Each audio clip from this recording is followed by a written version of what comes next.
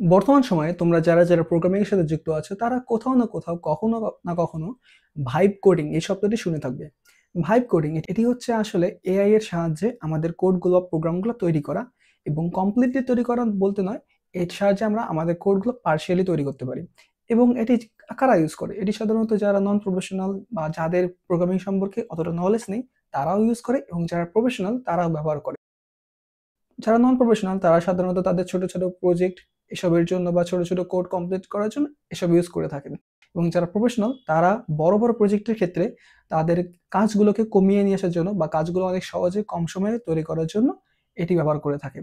এখন এসব নিয়ে কারা কথা বলছে, কারা বলছে আমাদের এসব শেখা উচিত?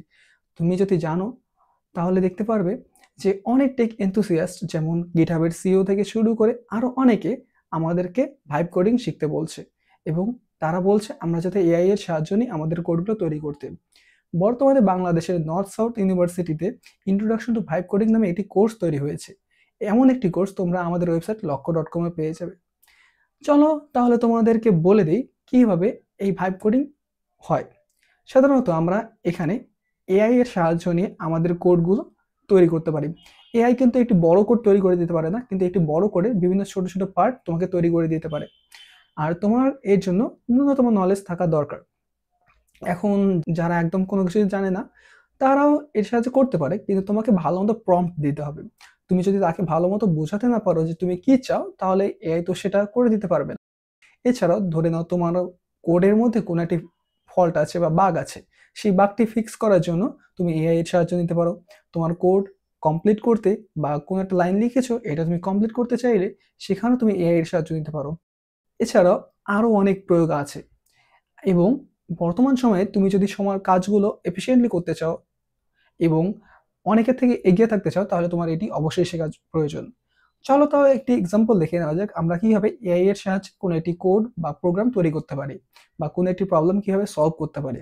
তাহলে দেখে নেওয়া যাক আমরা কিভাবে ভিজুয়াল স্টুডিও কোড অথবা ভিএস কোডের সাহায্যে গিটহাব কোপাইলট প্রোকে ইউজ করতে পারি। আমরা এখন ভিজুয়াল স্টুডিও কোড ওপেন করে নিচ্ছি। ওপেন করে নিয়ে তোমরা দেখতে পাচ্ছ আমি এখানে আমার সি প্লাস প্লাস কোডগুলোর ফোল্ডারে আছি। তো এখানে যদি আমরা এআই এর সাহায্যে কোনো কিছু করতে চাই তাহলে আমাদের কাছে এখানে একটা এআই চ্যাট মেনু থাকবে যখন আমরা গিটহাব কোপাইলট প্রোকে আমাদের ভিজুয়াল স্টুডিও কোডের সাথে কানেক্ট করব। তো এখানে সাধারণত আমরা বিভিন্ন মডেল পাই গিটহাব কোপাইলট প্রোর। সেখানে আমাদের ক্লড আছে, জিপিটি-5 আছে এবং গ্রকও আছে। বাট আমরা সাধারণত এই প্রিমিয়াম ভার্সনগুলো ইউজ করে থাকি। আমাদের কাছে প্রতি মাসে একটা প্রিমিয়াম লিমিট দেওয়া থাকে। পাশাপাশি আমরা এই ফ্রি গুলো ইউজ করতে পারি, এগুলো যথেষ্ট ভালো। যদি আমরা সাধারণত কোনো কোড কমপ্লিশন করতে চাই আমাদেরকে এজেন্টকে ইউজ করতে হয়। তাছাড়া প্ল্যান, আস্ক, এডিট এরকম অনেক মোড আছে। যেমন আস্কের ক্ষেত্রে আমরা যদি কোনো কিছু জানতে চাই কোনো একটা কোড সম্পর্কে অথবা কোনো একটা ফাইল সম্পর্কে, তাহলে আস্কে গিয়ে আমরা সেখানে জিজ্ঞেস করতে পারি, তাহলে সে আমাদেরকে এক্সপ্লেন করে দেয়। কিন্তু যদি আমরা কোডটা লিখে নিতে চাই তাহলে আমাদেরকে অবশ্যই এজেন্ট ইউজ করতে হবে। তো চলো একটি সিম্পল কোড লিখে নেওয়া যাক। Write a C++ program to find odd or even number দিয়ে দিলাম। এখন আমরা আমাদের প্রম্পট দিয়েছি। দেখা যাক তাহলে এআই আমাদেরকে কি অ্যান্সার দেয়। তো সেই অ্যান্সারের জন্য আমরা ওয়েট করতেছি। এআই প্রথমে কিছুক্ষণ ভাবে চিন্তে নেবে যে আমরা কিভাবে অ্যান্সারটা দিব। তো সে একটি টু ডু লিস্ট তৈরি করেছে। এখন সে একটি নতুন ফাইল তৈরি করবে এবং সেই ফাইলের মাধ্যমে আমাদেরকে কোডটি দিয়ে দেবে। দেখতে পাচ্ছ সে একটি ফাইল তৈরি করেছে oddEven.cpp। তোমরা যারা প্রোগ্রামিং করো তারা অবশ্যই জানো যে সি প্লাস প্লাস ফাইলের জন্য আমাদেরকে সিপিপি ইউজ করতে হয়, .cpp। তো এখানে সে একটি কোড দিয়ে দিয়েছে এবং এখন আমরা এটি রান করে ট্রাই করে দেখি। রান করলাম। ইন্টিজার ইনপুট দিতে হবে। ধরুন আমরা 3 দিলাম। 3 is odd, it is correct। আমরা যদি এটা আবার রান করতে চাই, রান করলাম। রান করে আমরা এবার দিলাম 66। দেখতে পাচ্ছ 66 is even, এইটাও কারেক্ট। তো এইভাবে আমরা এআইকে ইউজ করতে পারি আমাদের কোড লেখার জন্য। কিন্তু এটা কি আমাদের করা উচিত? না, অবশ্যই না। এআইকে আমরা ইউজ করতে পারি আমাদের কোড কমপ্লিশনের জন্য, বাট কখনোই ফুল কোডটা এআই এর দ্বারা করে নেওয়া উচিত না।